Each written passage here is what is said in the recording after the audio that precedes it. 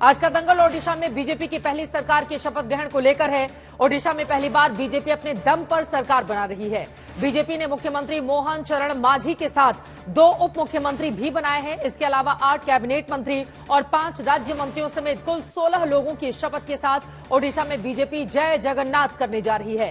पिछले 10 साल में 10 सीट से 78 सीट तक पहुंचने वाली बीजेपी ने ओडिशा में जो कामयाबी हासिल की है वो सिर्फ पूर्वी भारत के तटीय प्रदेश में बीजेपी की बढ़ती साख की निशानी ही नहीं, भारत के पूर्वी तट से लेकर दक्षिणी तट तक 10 साल में 5 राज्यों के अंदर बीजेपी को 500% सीटें बढ़ाने में कामयाबी भी मिली है। मंच की तस्वीरें हम इस वक्त लाइव आपको दिखा रहे हैं, जहां पर तमाम दिग्गजों की मौजूदगी है। अलग अलग प्रदेशों के मुख्यमंत्री पहुंचे हैं तो देश के केंद्रीय मंत्री भी वहां पर पहुंचे हुए हैं। और देखिए, मोहन मांझी किस तरह से सभी से मुलाकात करते हुए। सबसे दिलचस्प यह है कि नवीन पटनायक, जिनको हराकर बीजेपी ने यह सत्ता हासिल की है 24 सालों से, जो लगातार वहां पर मुख्यमंत्री बने रहे, वो भी वहां पर पहुंचे और मुस्कुराते हुए उन्होंने नए मुख्यमंत्री को बधाई दी है। यकीनन लोकतंत्र को मजबूत करने वाली ये तस्वीरें सीधे ओडिशा से सामने आ रही हैं, जो इस वक्त हम आपको दिखा रहे हैं। 2014 में बंगाल, ओडिशा, आंध्र, तमिलनाडु, केरल में बीजेपी की सिर्फ 6 सीटें ही थीं, जो 2024 में यानी कि इस साल 36 लोकसभा सीटों तक जा पहुंची हैं। इसका नतीजा विधानसभा में भी दिखने लगा है। ओडिशा में बीजेपी अपने दम पर सरकार बनाने जा रही है, जिसकी तस्वीरें मंच की जो सामने आ रही हैं आप तक पहुंचा रहे हैं। आज देश के 22 राज्यों में बीजेपी सत्ता में आ चुकी है। बीजेपी के इस बढ़ते कुनबे को लेकर एक और इसे नेतृत्व के जादू का असर माना जाता है, तो वहीं दूसरी तरफ बीजेपी के गठबंधन में सहयोगियों को लेकर सवाल भी उठते हैं। खासकर दिल्ली में बनी सरकार के अंदर एनडीए के घटक दलों की दोस्ती को लेकर बयानबाजियों का सिलसिला भी जारी है। हम उस पर भी करेंगे चर्चा। लेकिन ओडिशा में बीजेपी ने जिस मोहन चरण मांझी को सत्ता की कुर्सी सौंपी है, ये तस्वीरें आपको दिखा रहे हैं प्रधानमंत्री नरेंद्र मोदी के काफिले की। एक एक करके तमाम तस्वीरें सामने आ रही हैं काफिले की। यहां पर तैयारियां पूरी हो चुकी हैं। प्रधानमंत्री नरेंद्र मोदी की मौजूदगी रहेगी। गृह मंत्री अमित शाह पहले ही मंच पर पहुंचे हुए हैं। अश्विनी वैष्णव, जो कि ओडिशा काडर के ही अधिकारी रहे हैं, वो उनकी भी मौजूदगी है मंच पर। तमाम दूसरे नेताओं की भी मौजूदगी है। फिलहाल बड़ी खबर आपको दे रहे हैं, थोड़ी देर में ओडिशा में बीजेपी सरकार का शपथ ग्रहण समारोह शुरू होने वाला है। और आज तक की टीवी स्क्रीन पर ब्रेकिंग न्यूज में देख रहे हैं वो कौन कौन से चेहरे हैं जिनको मंत्री बनाया जा रहा है, उनके नाम आप तक पहुंचा रहे हैं। सभी मंत्री पहुंच चुके हैं। पीएम मोदी का इंतजार मंच पर किया जा रहा है। उनके काफिले की तस्वीरें भी जो सामने आ रही है। और यहां पर देखिए, दोनों ही हिस्सों में लोग किस तरह से इंतजार कर रहे हैं, वो तस्वीरें भी आप तक पहुंचा रहे हैं। कुछ ही देर में शपथ ग्रहण का कार्यक्रम शुरू हो जाएगा। आपको बताते चले कि जिस मोहन चरण मांझी को गद्दी सौंपी जा रही है, जिनका शपथ ग्रहण समारोह शुरू होने जा रहा है, क्योंझर सीट से 4 बार के वो विधायक रहे हैं। मजबूत आदिवासी नेता के तौर पर उनकी पहचान रही है। 15वें मुख्यमंत्री के तौर पर पद और गोपनीयता की शपथ वो लेने जा रहे हैं। अगर हम खासतौर से ओडिशा की बात करें तो यहां पर आदिवासियों की तकरीबन 23% संख्या है। और इसी कारण प्रधानमंत्री नरेंद्र मोदी, गृह मंत्री अमित शाह, यानी कि जो केंद्रीय नेतृत्व है, उसने इस बात को ध्यान में रखा और मांझी पर दांव लगाया है। कल ही हमने देखा था, बीती शाम किस तरह से तस्वीरें सामने आई थी। रक्षा मंत्री राजनाथ सिंह की मौजूदगी में मांझी ने राजभवन में जाकर दावा पेश कर दिया था। और अब पहली बार कमल खिलने के बाद बीजेपी के मुख्यमंत्री बनने जा रहे हैं मोहन चरण मांझी। सूर्याग्नि रॉय हमारे संवाददाता सीधे इस वक्त हमारे साथ जुड़ चुके हैं ओडिशा से, जहां पर शपथ ग्रहण समारोह शुरू होना है। प्रधानमंत्री कितनी देर में पहुंचेंगे? 5 बजे का वक्त दिया गया था। कितनी देर में शपथ ग्रहण की शुरुआत होनी है? सूर्याग्नि। देखिए चित्रा, आज पहली बार भारतीय जनता पार्टी की ओडिशा में सरकार बन रही है, तो यहाँ पे जो माहौल है वो बहुत ही सुंदर तरीके से भाजपा ने सजाया है। योगी आदित्यनाथ से लेके अमित शाह, नितिन गडकरी, असम के मुख्यमंत्री हिमंत बिस्वा शर्मा, सभी यहाँ पे आए हैं। नवीन पटनायक भी आए हैं और कुछ ही देर में प्रधानमंत्री खुद वो भी यहाँ पे आ जाएंगे। और उसी के बाद मोहन मांझी, जिनका नाम कल सिलेक्ट हुआ legislative council, legislative assembly, legislative MLAs के मीटिंग में, वो शपथ लेंगे। उनके साथ 2 डेप्यूटी चीफ मिनिस्टर शपथ लेंगे और टोटल में और 13 एमएलएस जो हैं, जिनमें से 8 कैबिनेट मंत्री रहेंगे और 5 एमओएस रहेंगे, minister of state independent charge रहेंगे, वो सभी आज शपथ लेंगे।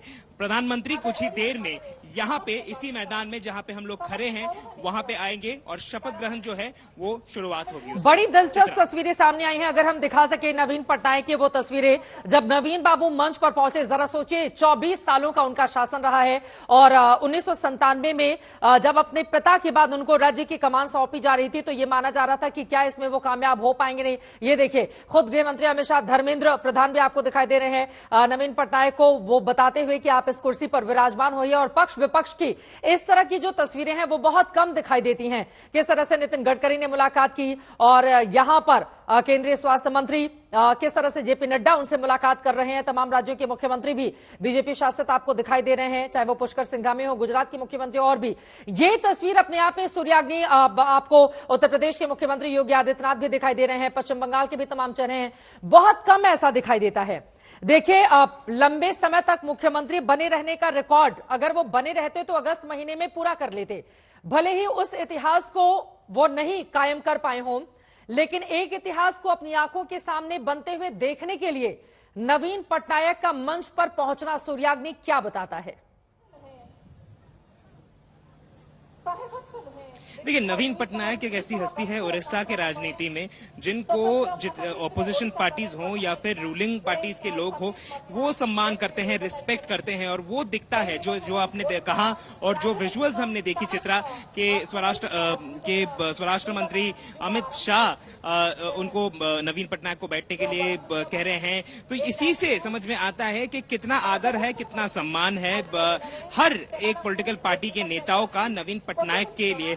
आपने सही कहा कि अगर नवीन पटनायक यह चुनाव जीतते, चुनाव तो पर्सनली वो जीते हैं, वो जो जिस सीट से वो लड़ते थे वो तो वो जीते, लेकिन अगर वो मुख्यमंत्री बनते इस बार तो और 2 महीने बाद ही वो भारत के इंडिया के सबसे लॉन्गेस्ट सर्विंग चीफ मिनिस्टर बन जाते एट अ स्ट्रेच। 2000 साल से वो चीफ मिनिस्टर थे उड़ीसा के 24 साल एट अ स्ट्रेच चित्रा, ये कोई आसान बात है नहीं। और उड़ीसा के डेवलपमेंट में नवीन पटनायक का जो नाम है वो बहुत ही सुनहरे अक्षरों में ऑलरेडी लिखा हुआ है। और ये जो प्रधानमंत्री नरेंद्र मोदी जिस तरीके से नवीन पटनायक को संबोधित करते हैं, जिस तरीके से उनका रिलेशन है वो भी बताता है कि कुछ रिलेशंस जो हैं वो सिर्फ ये पॉलिटिकल रिलेशंस और पॉलिटिकल फाइट के बहुत ऊपर है। वैसा ही रिलेशन प्रधानमंत्री और नवीन पटनायक दोनों का है। और ये पहली बार ऐसा नहीं कि हम इस बारे में बात कर रहे हैं, पहले भी नवीन पटनायक और प्रधानमंत्री की जब आए थे यहाँ पे जनवरी के महीने में, जब एक बात चली थी कि शायद बीजेडी और बीजेपी की एक अलायंस होगी और इकट्ठा दोनों साथ लड़ेंगे, तब भी जो विजुअल्स थे, तब भी जो बातचीत देखी गई थी वो बहुत ही सुंदर था। और ये कहना बहुत ही इंपॉर्टेंट है कि नवीन बाबू एक अरसे के लिए वो खुद भी एनडीए के शरीक दल भी थे, पार्टनर भी थे और उस हिसाब से बीजेपी और बीजेडी की एक सरकार भी यहाँ पे चली है जिसके मुख्यमंत्री खुद नवीन बाबू थे। लेकिन इस बार आमने सामने थे दोनों पार्टी और बीजेपी पहली बार अपने दम से एक सरकार बना रही है यहाँ पे। और बीजेपी के जो पहले मुख्यमंत्री हैं मोहन मांझी, ट्राइबल फेस है, आरएसएस के बहुत ही करीबी हैं, आरएसएस के वर्कर रह चुके हैं और एक बहुत ही ऑनेस्ट एक चेहरा जो सामने उभर कर आया है मोहन मांझी, जो करप्शन के अगेंस्ट स्टैंड लेते हुए हमेशा।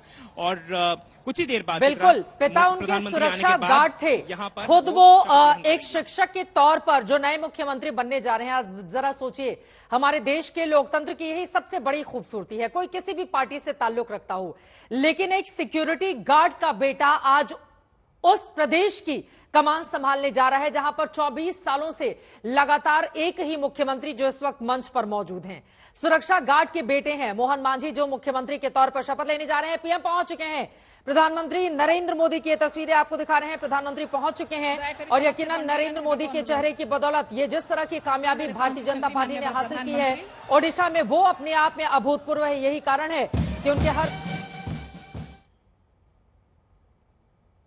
राष्ट्रगान इस वक्त वहां पर हो रहा है।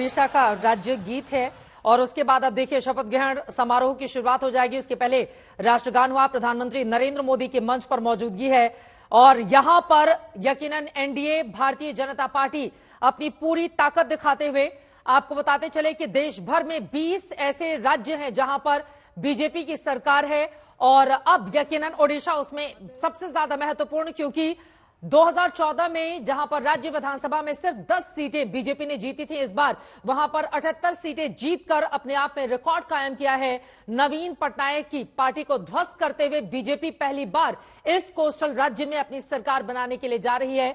जय जगन्नाथ कहते हुए प्रधानमंत्री नरेंद्र मोदी लगातार वहां के लोगों का शुक्रिया अदा कर रहे हैं और अब एक एक करके राज्यपाल आ चुके हैं मंच पर, रघुवर दास, और अब वो मुख्यमंत्री को शपथ दिलाएंगे। सुनते हैं।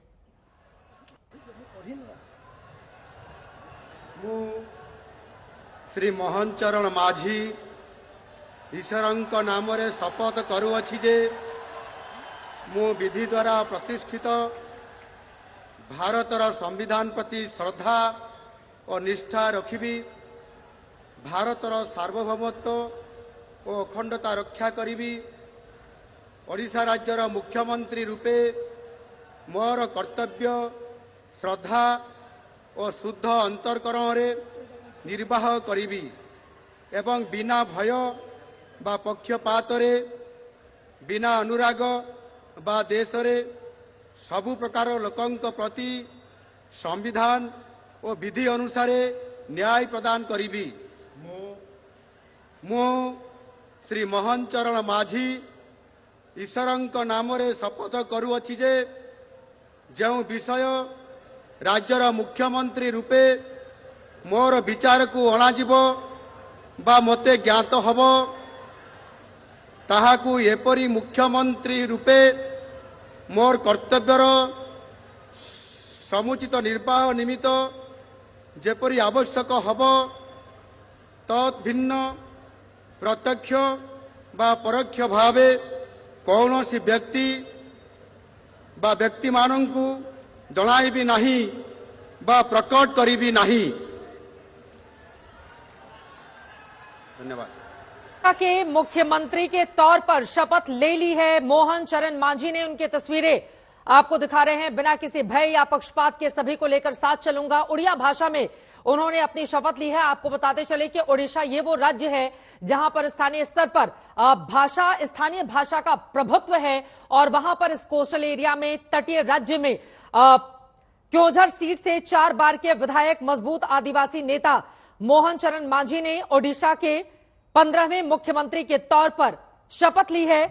23% आदिवासियों की तादाद है। आदिवासियों के बड़े नेता के तौर पर उन्होंने अपनी पहचान बनाई। इसी वजह से शायद नरेंद्र मोदी के नेतृत्व ने फैसला लिया विधायक दल की बैठक के बाद कि उनको पिता सुरक्षा गार्ड थे। सरस्वती शिशु मंदिर में शिक्षक के तौर पर मांझी ने अपनी करियर की शुरुआत की थी और देखिए प्रधानमंत्री नरेंद्र मोदी उनको फूलों के गुलदस्ते के साथ बधाई देते हुए मुस्कुराता हुआ ये चेहरा है। यकीनन बीजेपी को लेकर यहां पर मजबूती से उनको आगे बढ़ना होगा, क्योंकि ये ऐसा राज्य था जहां पर 24 सालों के नवीन बाबू के शासन को कोई भी ध्वस्त कर पाने में नाकाम रहा था। मंत्री मानकर नियुक्ति आदेश पाठ करने निमित्त मु आपनको अनुमति कामना करुछि।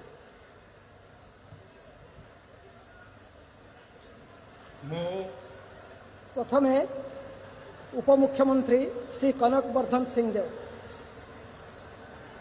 मु कनक वर्धन सिंह देव ईश्वरंकर नारे शपथ करुअछि जे मु विधि द्वारा प्रतिष्ठित भारतर संविधान प्रति श्रद्धा और निष्ठा रखिबी, भारतर सार्वभौमत्व अखंडता रक्षा करिबी, ओडिशा राज्यर उपमुख्यमंत्री रूपे मोर कर्तव्य श्रद्धा और शुद्ध अंतकरण रे निर्वाह करिबी एवं बिना भय व पक्षपात रे, बिना अनुराग व द्वेष रे सबु प्रकार लोकंक प्रति संविधान और विधि अनुसार न्याय करिबी।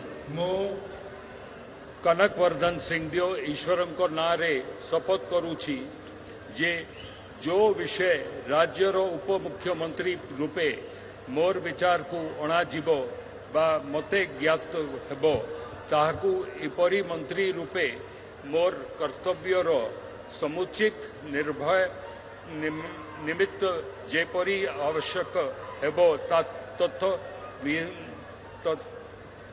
प्रत्यक्ष व परोक्ष भावे कौन सी व्यक्ति मान को जनैबी नहीं बा प्रकट करी नहीं।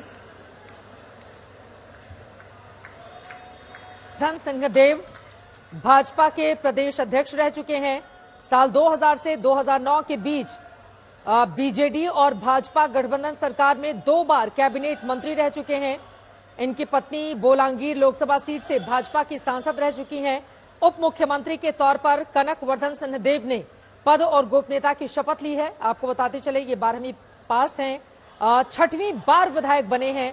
राज परिवार से इनका नाता है और बीजू जनता दल के प्रत्याशी को 1357 वोटों से हराकर इन्होंने जीत हासिल की है।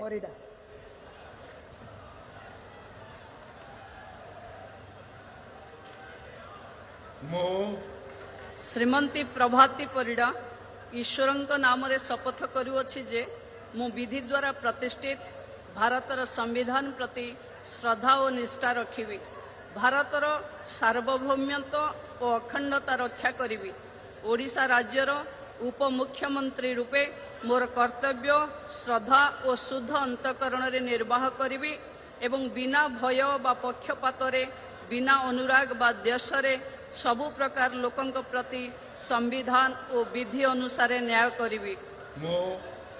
श्रीमती प्रभाती परिडा ईश्वरंक नाम रे शपथ करुअछि जे जेउ विषय राज्यर उप मुख्यमंत्री रूपे मोर विचार को अणाजिब बा मोते ज्ञात हेबो ताहाकु एपरि उपमुख्यमंत्री रूपे मोर कर्तव्यर समुचित निर्वाह निमित्त जेपरि आवश्यक हेबो तत् भिन्न प्रत्यक्ष बा परोक्ष भावे कौनसी व्यक्ति बा व्यक्ति मानकु जणाइबी नहीं बा प्रकट करिबी नहीं। प्रभाती परिडा जिन्होंने उप मुख्यमंत्री के तौर पर शपथ ली है, बड़ा महिला चेहरा ओडिशा भारतीय जनता पार्टी का। इसके पहले ओडिशा में भाजपा की महिला अध्यक्ष ये रह चुकी हैं। 57 साल इनकी उम्र है। सामाजिक कार्यकर्ता के रूप में जानी जाती रही हैं। ओडिशा हाईकोर्ट में आपको बताते चले इसके पहले वकालत भी वो करती रही हैं, वकील रही हैं पेशे से। और अब देखिए पहला चुनाव लड़ी, जीती और उप मुख्यमंत्री। श्रद्धा और निष्ठा रखिबी, भारतर सार्वभौमत्व एवं अखंडता रक्षा करिबी, ओडिशा राज्यर मंत्री रूपे मोर कर्तव्य श्रद्धा एवं शुद्ध अंतरकरण रे निर्वाह करिबी एवं बिना भय बा बिना पक्षपात रे बिना अनुराग रे बा द्वेष रे सबु प्रकार लोकंक प्रति संविधान और विधि अनुसार न्याय करिबी।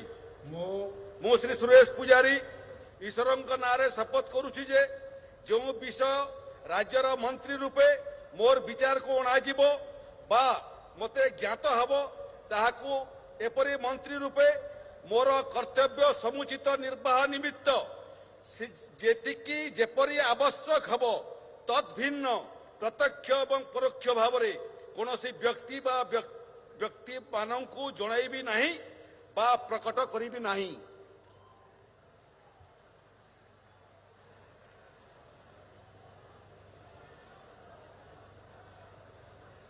के नए मंत्री अब शपथ लेते हुए जिनके नाम फाइनल हुए लगातार आज तक ने आप तक पहुंचाए हैं। और यहां पर देखिए ये नई कैबिनेट है, कैबिनेट मंत्री यहां पर और उसके बाद राज्य मंत्री के तौर पर 6 चेहरे आपको दिखाई देंगे। एक एक करके सभी शपथ लेते हुए चले जा रहे हैं। लेकिन यहां पर भारतीय जनता पार्टी ने जिस तरह का विस्तार किया है वो अपने आप में अभूतपूर्व है।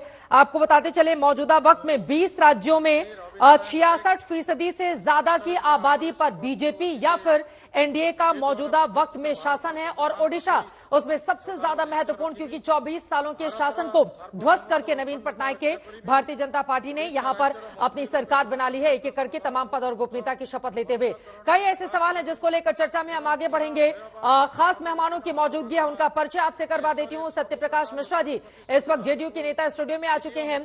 सोहिन Sinha ji spokes person Bharatiya Janata party के हमारे साथ जुड़े हुए हैं। प्रियंका भारती जी स्पोक्स पर्सन आरजेडी के हमारे साथ मौजूद हैं। जयंत घोषाल सीनियर जर्नलिस्ट हमारे साथ जुड़ चुके हैं। आशुतोष जी पॉलिटिकल एनालिस्ट स्टूडियो में आ चुके हैं। सबसे पहले आपसे ही शुरुआत करते हुए तोहिन सिन्हा जी, अब एक एक करके मंत्री शपथ तो लेते हुए चले जा रहे हैं, लेकिन कम से कम एक जो अच्छी तस्वीर नवीन पटनायक के मंच पर पहुंचने की सामने आई, उसकी जितनी तारीफ की जाए कम है। क्योंकि हाल के दिनों में बहुत सारे राज्य या फिर केंद्र में भी हमने देखा जिस तरह की उम्मीद की जाती रही है वैसी तस्वीरें नहीं दिखाई दी। तो इन तस्वीरों पर भी आपकी टिप्पणी, और वहां पर एक मुख्यमंत्री के तौर पर 24 सालों तक लोगों की महत्वाकांक्षाओं, जन आकांक्षाओं को पूरा करने का काम नवीन पटनायक की ओर से किया गया। यही कारण रहा कि एक वक्त पर गरीब राज्य के तौर पर पहचाने जाने वाला ओडिशा उनके नेतृत्व के बाद उसमें काफी हद तक सुधार आया, और अब ये बीजेपी की जिम्मेदारी है कि उसको लेकर वो आगे बढ़े। तोहिन सिन्हा जी। नमस्ते चित्रा जी। निश्चित रूप से नवीन पटनायक जी का आज उपस्थित होना एक बहुत ही, जो कहते हैं, राजनीतिक संस्कार का परिचय देता है। और मेरे ख्याल से राहुल गांधी और अन्य विपक्षी नेताओं को उनसे सीख लेनी चाहिए, क्योंकि ऐसे नेता जो हैं वो प्रधानमंत्री मोदी जी को अब तक जो है बधाई तक नहीं दिए। उड़ीसा की बात करें तो निश्चित रूप से आज एक ऐतिहासिक दिन है। 24 वर्ष के बाद 24 वर्ष के बाद जो है बीजेडी का रूल वहां समाप्त हुआ है। और निश्चित रूप से नवीन पटनायक ने एक बड़ा परिवर्तन किया था, लेकिन पिछले 5 वर्षों में भ्रष्टाचार भी बढ़ा था। एक ऐसे आईएएस ऑफिसर के हवाले सब कुछ सौंप दिया गया था जिसको उड़ीसा की समझ कम थी, और इसीलिए जो है डेवलपमेंट की गति भी कम हुई थी। जहां तक हमारे मुख्यमंत्री जी का सवाल है, देखिए, आदिवासी समाज से आते हैं मोहन चरण मांझी जी, एक वॉचमैन के बेटे, और जिस प्रकार से भारतीय जनता पार्टी ने हमेशा गरीब वर्ग का सशक्तिकरण किया है, ये उस पूरे उस कड़ी का जो है एक एक्सटेंशन है। लेकिन साथ ही अगर आप दोनों उप मुख्यमंत्री को देखें तो उड़ीसा के तीनों भागों को, उत्तरी उड़ीसा, पश्चिमी उड़ीसा और तटीय उड़ीसा को, तीनों को जो है इन पदों में जो है उनका समावेश हुआ है। तो मेरे ख्याल से ये एक बड़ा दिन है। लेकिन जो बड़ी मैसेज यही है कि जो नवीन पटनायक ने जिस उदारता का, जिस राजनीतिक संस्कार का परिचय दिया है, मेरे ख्याल से राहुल गांधी को भी उससे सीख लेनी चाहिए। क्योंकि ये लोग जिस प्रकार से बेतुकी बातें कर रहे हैं पिछले 8 दिनों से कि मोदी जी को कोई नैतिक अधिकार नहीं था सरकार बनाने का, मेरे ख्याल से कहीं ना कहीं उनको जो है इससे उनके अंदर भी एक प्रियंका भारती जी, तोहिन सिन्हा जी की बातों पर आप जवाब दीजिए। और एक नया राज्य जहां पर भारतीय जनता पार्टी ने अपनी सरकार बना ली, विस्तार करती हुई अपने राज्यों का, प्रियंका भारती जी। चित्रा जी अभी राजनीतिक संस्कार की बात कर रहे थे तुहिन जी। वो राजनीतिक संस्कार तब कहा गया था जब ट्राइबल आदिवासी, जो हमारी देश की राष्ट्रपति हुई द्रौपदी मुर्मू जी, जब उसी तरह से नए संसद का उद्घाटन हो रहा था, उनको बुलाया तक नहीं गया था, अपमान किया गया था। तब राजनीतिक संस्कार इनको नहीं याद आया था। क्यों नहीं बुलाया गया था? सिर्फ इसलिए कि वो दलित, वो आदिवासी महिला थी। अभी आप देख रहे होंगे कि आईटी सेल, बीजेपी के आईटी सेल अयोध्या के लोगों को किस तरह से टारगेट कर रहे हैं, बार बार उनको गालियां दी जा रही हैं, और ये सारे बीजेपी के आईटी सेल वाले हैं। क्यों कर रहे हैं? क्योंकि वहां से एक दलित एमपी जीत गया, वहां से अयोध्या के सारे 5 मंडल पे इंडिया के लोगों की जीत हुई। सिर्फ इसलिए इनसे बर्दाश्त नहीं हो रहा है कि एक दलित एमपी वहां पर आखिर आ कैसे गया।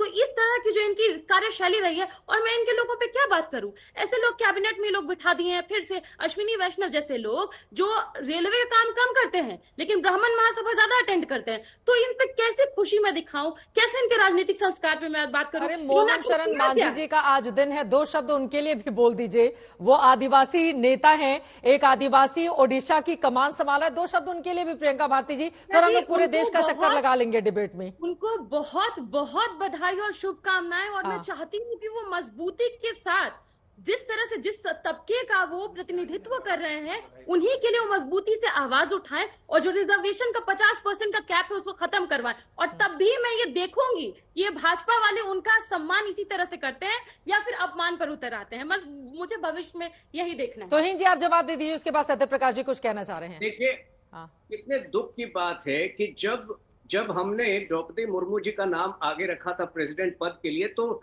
आरजेडी और कांग्रेस ने उसका समर्थन नहीं किया था, और आज ये बड़ी बड़ी बातें कर रहे हैं। देखिए, अगर नए संसद के उद्घाटन में उन्हें नहीं बुलाया गया तो इनको समझना चाहिए कि प्रोटोकॉल्स होते हैं। जहां प्रधानमंत्री एक मुख्य अतिथि के रूप में है, वहां राष्ट्रपति मौजूद नहीं हो सकती हैं, और यह कहीं अनिवार्य नहीं है कि हर जगह पर प्रेसिडेंट जो है वो मुख्य अतिथि बनकर हो। ये देश को पहला आदिवासी प्रेसिडेंट मिलना अपने आप में एक बड़ी उपलब्धि है। और इनके सहयोगी दल जो है वो कह रहे थे, अजय कुमार जो कांग्रेस के प्रवक्ता है, वो उस समय कह रहे थे कि she belongs to an evil philosophy. तो इस प्रकार की बातें ये लोग कर रहे थे।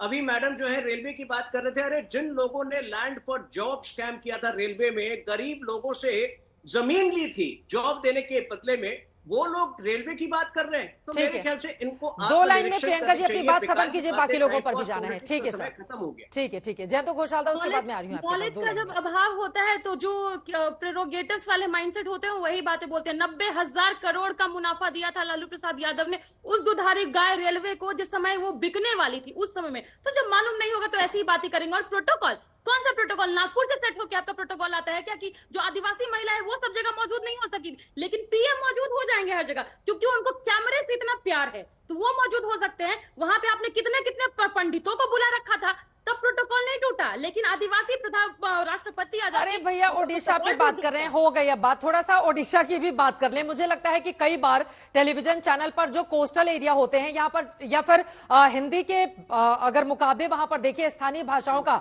जहां पर ज्यादा प्रभुत्व होता है, टीवी चैनल में भी वो लोग पीछे रह जाते हैं। मुझे लगता है ओडिशा पर ही फोकस करके रखें तो थोड़ा ज्यादा अच्छा है।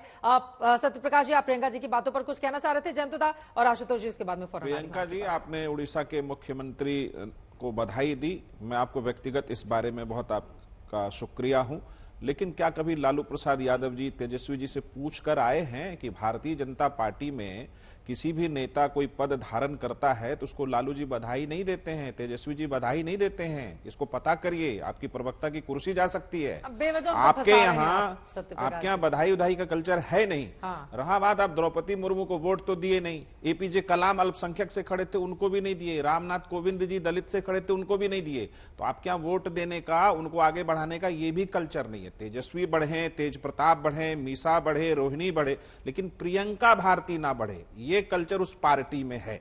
आज मोहन चरण मांझी जी ने 18वीं मुख्यमंत्री के रूप में उड़ीसा का शपथ लिया है।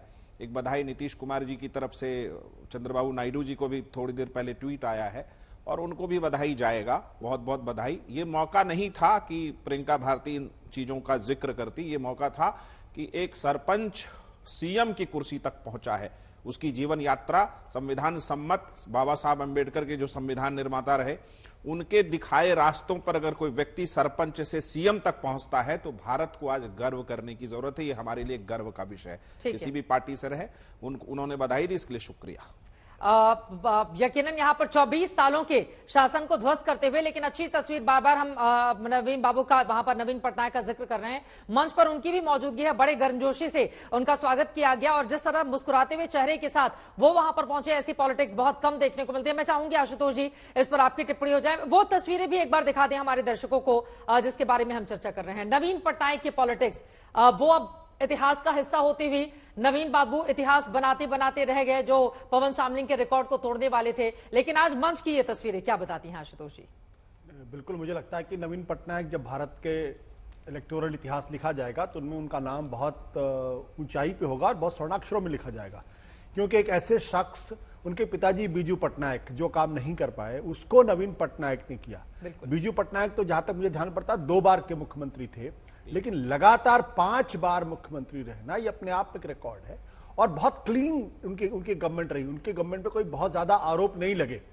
इसलिए नवीन पटनायक हमारे ख्याल से देश के बहुत ही बड़े नेताओं में उनका नाम है और भारत के इतिहास में भी उनका नाम होगा और भारतीय जनता पार्टी की तरफ से एक अच्छा कदम उठाएगा, इसमें कोई दो राय नहीं है। मुख्यमंत्री खुद पहुंचे थे उनको बुलाने के लिए। हाँ, वो उनके घर गए थे। नहीं, जो स्टेचर है नवीन पटनायक का, उस देश में बहुत कम राजनेताओं का वो स्टेचर है। बिल्कुल। और बिना किसी कंट्रोवर्सी में रहते हुए, बिना किसी पर खाम का हमले करते हुए, हालांकि इस विधानसभा के चुनाव में उनके ऊपर जबरदस्त हमले किए गए, लेकिन उन्होंने उसका उस तरीके जवाब नहीं दिया। जहां तक मांझी जी का प्रश्न है, इसमें कोई दो राय नहीं कि भारत की जो लोकतांत्रिक प्रक्रिया है, ये उसका एक उदाहरण है कि यहां कोई भी व्यक्ति जो है, अगर वो मेहनत करता है और साथ ही साथ अगर उसके अंदर राजनीतिक समझ है, तो वो ऊंचे पदों तक पहुंच सकता है। और इसमें बीजेपी अगर क्रेडिट लेना चाहती तो निश्चित तौर पर उनको क्रेडिट लेना चाहिए और उन्होंने बनाया है तो क्रेडिट उनको जाता है और देना भी चाहिए क्रेडिट, इसमें कोई दो राय नहीं है। ठीक है, जयंत घोषाल, एक बार आपकी टिप्पणी इन तस्वीरों पर भी मैं चाहूंगी, और जब बातें आशुतोष जी ने कही है, क्या आप उस बात से इत्तेफाक रखते हैं?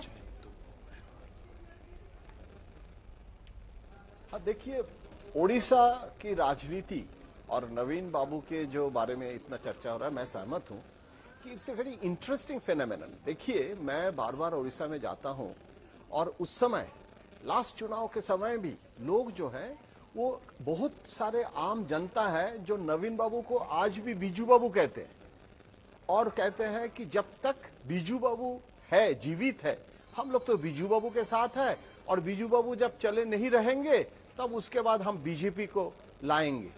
मुझे लगता है कांग्रेस, मैं वो कांग्रेस जमाना भी ओडिशा में देखा था जिस समय जेबी पटनायक से लेके गोमांगो तक मैंने देखा था, तो वो कांग्रेस कैसे वो स्पेस लूज किया और बीजेपी कहां था। इसीलिए आज बीजेपी के लिए Odisha victory it's a major major major victory, क्योंकि ओडिशा में बीजेपी वो कांग्रेस का space, tribal space, OBC space, deputy CM भी देखिए एससी से कैटेगरी से हैं, ट्राइबल चीफ मिनिस्टर है, क्या कॉम्बिनेशन लगा, सिंहदेव साहब रॉयल फैमिली से हैं। तो ये जो एक स्ट्रैटेजी मैं आपको कह रहा हूं विदाउट बैरिता, मैं तो पश्चिम बंगाल में हूं, तो पश्चिम बंगाल में इतना तू मैं देखता रहता हूं और वो पड़ोसी ओडिशा में नवीन बाबू मिडनाइट फोन किया था मोदी जी को कोविड के टाइम में और बोला कि वैक्सीनेशन का अचानक वो क्राइसिस हो गया है और मोदी जी रात में 2:30 बजे फोन किए पुणे में और सुबह 6 साढ़े 6 बजे वो सप्लाई हुआ था। तो ये जो फेडरल स्ट्रक्चर भी कैसे होना चाहिए मैं तो देखता रहता हूं, ओडिशा में एक मॉडल है और आज भी नवीन बाबू आए हैं, कितना शिष्टाचार है। और बीजेपी की तरफ से भी मुझे याद है जब धर्मेंद्र प्रधान को चीफ मिनिस्टर, उस समय की बात कर रहा हूं, जब नवीन बाबू जीत गए तो धर्मेंद्र प्रधान भी गए थे नवीन बाबू से मिलने के लिए, प्रणाम किया। और जो बीजेपी और बीजेडी का लड़ाई भी था, लेकिन नवीन बाबू के ऊपर जो एक फ्रेंडली फाइट का भी नारा लगाया था, तो विदाउट मतलब एक्टिव कॉन्फ्रंटेशन कैसे बीजेपी जीतता है, ये बहुत एक सीखने लायक स्ट्रैटेजी है। बिल्कुल। देखिए मोदी जी वहां जाके हेल्थ इशू और नवीन बाबू का हेल्थ इशू इस बार बहुत बड़ा है क्योंकि लोग नवीन बाबू को रेस्पेक्ट किए हैं। बीजेपी ने कहा भी है कि वो जांच करवाएगी कि हाल के दिनों में उनकी तबीयत इतनी ज्यादा कैसे बिगड़ी। ये जो रैलियों में, चुनावी रैलियों में भाषण देते हुए नेता नजर आए, वीके पांडियन को लेकर, खासतौर से जो उनके सहयोगी रहे उनको लेकर बार बार सीधे अटैक से बीजेपी के नेता भी हम सब ने देखा था। नवीन पटनायक को लेकर किस तरह से बचते हुए दिखाई दे रहे थे जयंतुदा? नहीं, पांडियन का इशू जरूर कहना चाहिए क्योंकि पांडियन इशू अगर वो खुद अपने आप को सक्सेसर अनाउंस ना करते और वो तमिल ओरिजिन और वो ओडिशा में उसका रिएक्शन हुआ, बीजू बाबू, नवीन बाबू और पांडियन ये एक नहीं है।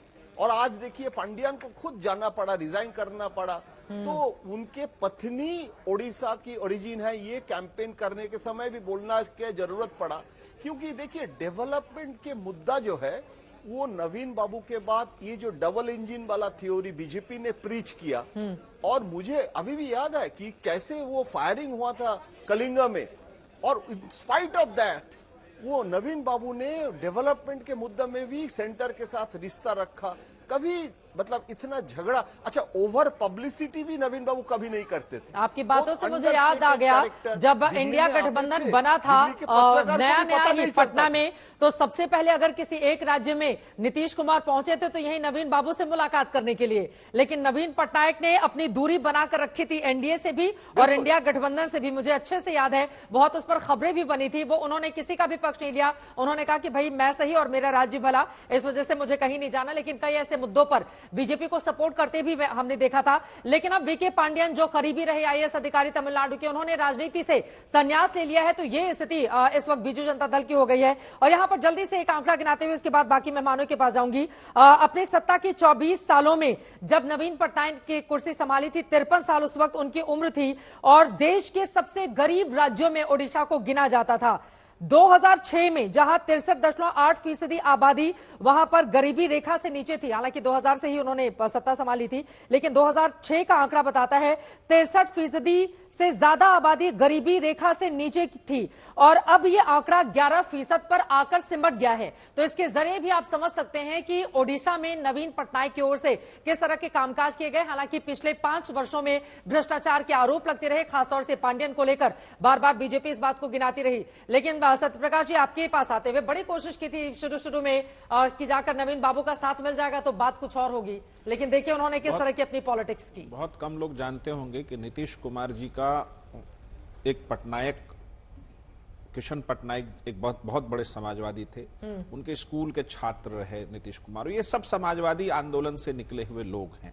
नीतीश कुमार वहां गए थे, उनसे बातें की, और बिहार के जो यात्री जाते हैं तीर्थ यात्री जगन्नाथ धाम यात्रा में, उसके लिए बाबत उनसे जमीन भी मांगी और उन्होंने दिया। रही बात कि वो इंडिया गठबंधन में आए ना आए, उस समय वो एक उनका रिजर्वेशन जरूर रहा है, वो कभी किसी गठबंधन के सिपाही नहीं रहे, लेकिन समय समय पर जो केंद्र की सरकार रही उसकी अच्छी नीतियों को हमेशा पटनायक जी ने समर्थन दिया था, इसमें कोई शक नहीं।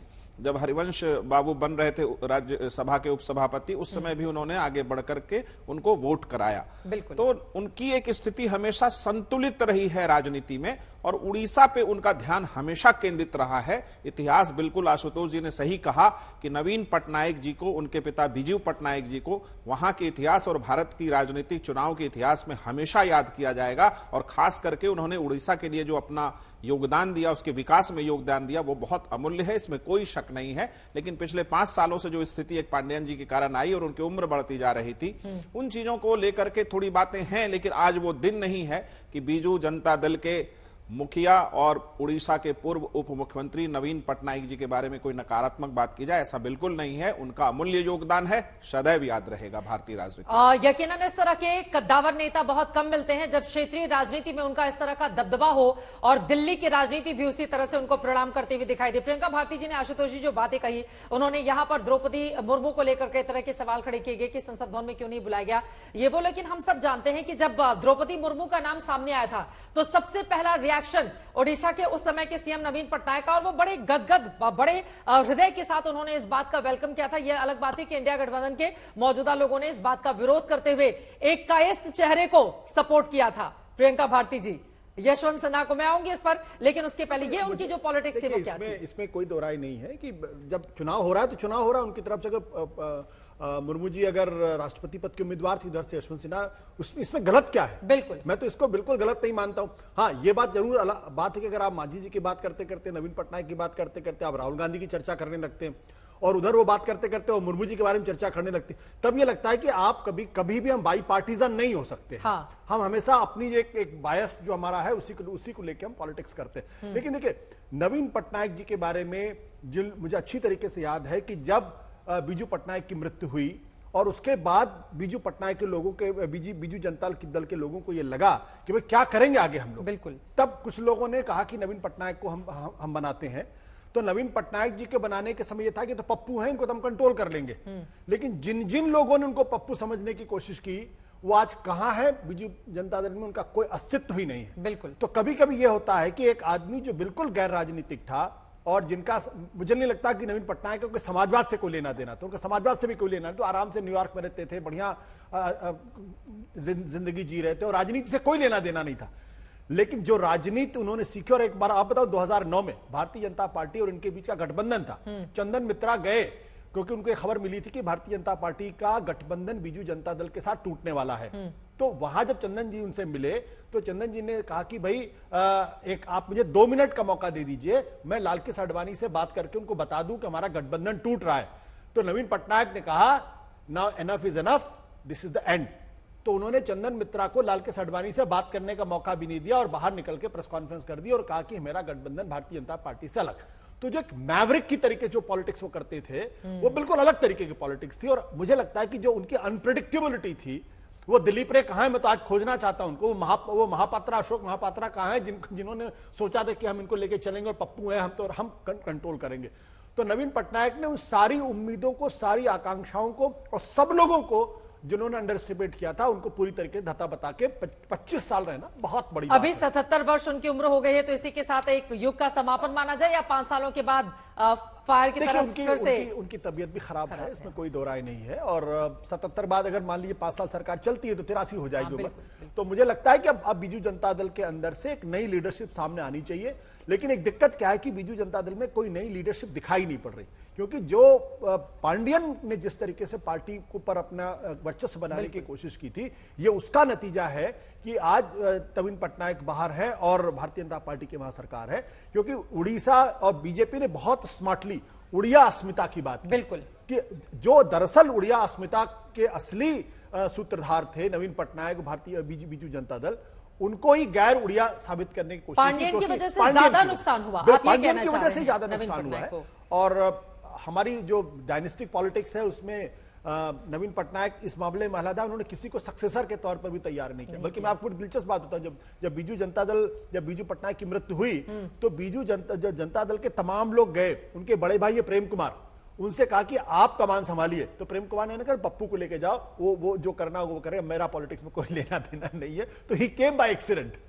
और उसके बाद देखिए 24 सालों का जिस तरह का शानदार शासन रहा, यही कारण है कि आज भी देखिए बीजेपी ने वहां पर इतिहास रचा है। बीजेपी वहां पर सरकार बना रही है प्रचंड जनादेश के साथ। लेकिन कुछ नेता ऐसे होते हैं जिसके बारे में जितनी चर्चा की जाए उतनी कम है। शायद यही कारण है कि नवीन पटनायक को लेकर आज इतनी बड़ी बहस भी हो रही है। लेकिन यहां पर अब नए सिरे से चर्चा में आगे बढ़ते हुए देखिए, यहां पर मौजूदा वक्त में अगर बीजेपी एनडीए सरकार की मैं बात करूं, असम, गुजरात, गोवा, उत्तर प्रदेश, हरियाणा, उत्तराखंड, त्रिपुरा, महाराष्ट्र, अरुणाचल प्रदेश, मेघालय, नागालैंड, मणिपुर, पुडुचेरी, मध्य प्रदेश, छत्तीसगढ़, राजस्थान, बिहार, ओडिशा में अब हो ही गया, आंध्र प्रदेश, सिक्किम, ये तमाम वो राज्य हैं, 20 राज्य जहां पर एनडीए बीजेपी की सरकार है। वहीं दूसरी तरफ अगर हम दूसरे इंडिया गठबंधन की बात कर लें, हिमाचल प्रदेश में कांग्रेस है, कर्नाटका, तेलंगाना में कांग्रेस है, झारखंड में कांग्रेस सहयोगियों के साथ है, तमिलनाडु में सहयोगियों के साथ है, यानी कि इंडिया गठबंधन की 5 राज्यों में।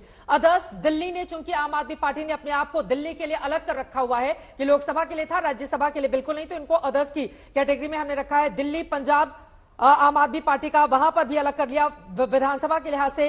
वेस्ट बंगाल हो, केरला हो, मिजोरम हो, ये 5 राज्य अलग। तो इसी सवाल के साथ प्रियंका भारती जी, अब मैं आपके पास आती हूं, ये जो विस्तार की पॉलिटिक्स है एनडीए या फिर भारतीय जनता पार्टी की, ये सही बात है कि केंद्र की सत्ता में उनको 240 सीटें रह गई, 290 के साथ मिलकर सरकार उन्होंने केंद्र में बना ली है। लेकिन बीजेपी को हल्के में लेना क्या बड़ी, अगर हम ओडिशा राज्य का ही एग्जाम्पल ले लें, आप देखिए वहां पर कांग्रेस पार्टी लगातार कोशिशें करती रह गई, लेकिन 24 सालों में या तो बीजेपी बीजेडी गठबंधन की सरकार थी या बीजेडी की सरकार थी, और अब बीजेपी की सरकार है। तो एक एक करके कोई बीजेपी को उस तरह की चुनौती ही नहीं दे पा रहा है। यहां पर कांग्रेस पार्टी के लिए एक अच्छा मौका हो सकता था, आपके सहयोगी दल हैं, लेकिन देखिए किस तरह से बीजेपी ने प्रचंड जनादेश हासिल कर लिया। चित्रा जी, हम तो उन पे भरोसा जताए ना जताएं, क्या हाल है बीजेपी का, उनके तो खुद के सहयोगी दल उनको छोड़ छोड़ के भाग रहे हैं। यहां तक आरएसएस भी अब पल्ला झाड़ रही है उनसे, ये तो स्थिति हो चुकी है।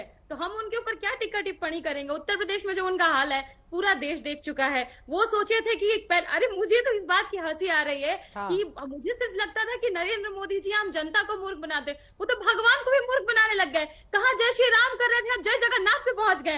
राम का नाम मुंह पे आ नहीं रहा है, क्यों? क्योंकि अयोध्या में एक दलित एमपी बन गया। तो इस तरह की राजनीति करते हैं ये लोग। मैं बस यही कह रही हूँ कि अंतर विरोध तो इनकी खुद की पार्टी में जितने भी अलग अलग दल हैं उसमें शुरू हो गया है। तो इनको खुद को बचा के रखने की जरूरत है। अभी तो स्ट्रेंथ इन्होंने दिखाया नहीं है, स्ट्रेंथ दिखाने लायक बचेंगे कि भी नहीं, ये भी एक बहुत बड़ा सवाल बन के उभरेगा। अब देखते जाइए बस। बोले तो ही सिन्हा जी। देखिए चित्रा जी, आपने खुद गिनाया कि 3/4 राज्यों में अभी भी हमारी सरकार है या एनडीए की सरकार है। वो क्यों है? पिछले 8 दिन में, जब से ये काउंटिंग हुआ है वोटों का 4 जून, केवल 8 दिनों में हमने अपनी उद्देश्यपूर्ण कार्य पद्धति का परिचय दिया है। केंद्र में सारे मंत्रालय भी बट गए, काम भी शुरू, 2 बड़े निर्णय भी हो गए। किसान सम्मान निधि का एक किस्त भी अब रिलीज होने को है, जो 3 करोड़ घरों का हमने वो किया था, मैनिफेस्टो में इंक्लूड किया था, वो भी क्लियर हो गया। और 2 राज्य सरकारें आज बनी है, कल जो है अरुणाचल में बन जाएगा। ये लोग क्या कर रहे हैं पिछले 8 दिनों में? बहकी बातें कर रहे हैं। प्रियंका गांधी लड़ती मोदी जी के खिलाफ, तो मोदी जी, अरे प्रियंका गांधी को किसने रोका था? आप कहीं से भी लड़ सकती है। ये लोग क्या कह रहे हैं? अनैतिक सरकार है आपकी। अरे कैसे अनैतिक सरकार है? 293 नंबर जिसके पास है वो अनैतिक है, 240 में 240 एमपी जिसके पास है वो अनैतिक है। तो बहकी बातें टाइम पास पॉलिटिक्स से करते हैं। इसीलिए एक टर्म होता है अंग्रेजी में law of averages. Law of averages जो है, कई बार जब आप कई बार जीत रहे होते हैं तो एक बार थोड़ा सा हल्का झटका लगता है। इस बार लगा है, लेकिन इसका कदापि ये अर्थ नहीं है कि विपक्ष का कमबैक है। बहुत जल्दी ये दोबारा जो है वही गिरने वाले हैं। ठीक है, मेरे पास वक्त कम है। जयंतो घोषाल की एक टिप्पणी लेना चाहूंगी। जयंतो दा, लेकिन आज बड़ी दिलचस्प तस्वीर, क्योंकि जिस दिन छत्तीसगढ़, राजस्थान और मध्य प्रदेश में शपथ ग्रहण था, उस समय भी मैं एंकरिंग कर रही थी। देखा मैंने कि 5-5 मिनट के लिए प्रधानमंत्री जाते और उसके बाद मतलब बिल्कुल जाने के साथ ही तुरंत खटाक वहां पर शपथ ग्रहण हो जाता। लेकिन आज ओडिशा में एक अलग तस्वीर दिखाई, बिल्कुल विस्तार से यहां पर एक एक करके जितने मंत्री पद के लिए नेता थे वो मंच पर आते और उनको शपथ दिलाया जाता। ये जो अलग शपथ ग्रहण आज हुआ है बीजेपी के बाकी 3 राज्य जो हाल ही में वो जीते थे, ये क्या बतलाता है? पहली बार है इस वजह से ये स्थिति है वहां की? देखिए चित्रा जी, बीजेपी शुरू से बार बार कह रहे हैं और मुझे बार बार याद आता है अमित शाह जी ने अध्यक्ष होने के बाद पार्टी ऑफिस में, अशोका रोड में उस समय पार्टी ऑफिस था, उन्होंने कहा था कि हमको अगर पैन इंडियन पार्टी बनना है तो ये जो हिंदी हार्टलैंड का जो परसेप्शन है कि BJP is a Hindi party, ये बीजेपी को इससे अगर आगे बढ़ना है तो बंगाल और उड़ीसा, नॉर्थ ईस्ट में असम में भी सफलता मिली है, नॉर्थ ईस्ट में बहुत सारे राज्यों में बीजेपी का। माफी के साथ यहां पर आपको रोकना पड़ा है, वक्त हमें इतने की इजाजत देता है। आप तमाम मेहमानों का बहुत धन्यवाद हमारे साथ चर्चा में हिस्सा बनने के लिए। 20 राज्यों में हो चुकी है एनडीए बीजेपी की सरकार, 5 राज्यों में इंडिया गठबंधन की है, जबकि आम आदमी पार्टी की पंजाब दिल्ली को हमने इसे अतर रखा हुआ है। अब आगे किस तरह की परिस्थिति बनेगी, क्योंकि महाराष्ट्र और हरियाणा 2 ऐसे महत्वपूर्ण राज्य हैं जहां पर इसी साल होने हैं विधानसभा के चुनाव। वहां की क्या रहेगी परिस्थिति, इस पर रहेगी नजर। और ओडिशा के मुख्यमंत्री के तौर पर मांझी जी कैसा करेंगे कामकाज, उसके बारे में भी रिपोर्ट कार्ड आज तक आप तक पहुंचाता रहेगा।